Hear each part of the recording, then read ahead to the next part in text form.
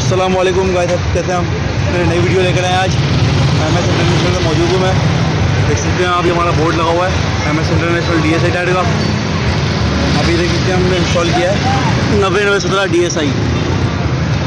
आप इसकी चौड़ाई गिरत देख सकते हैं। ये उन्होंने 3.5 साल चलाया है, बहुत बेहतरीन के बाद चला। उनको किलोमीटर भी देखते हैं,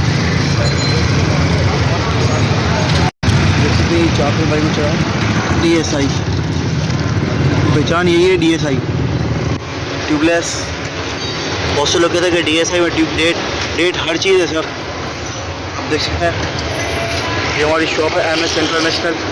यहाँ पर आपको विजिट कर रहे हैं कि आपको मुनासिब कीमत में टायर मिलेंगे DSI के और फ्रेश वक्त मिलेगा।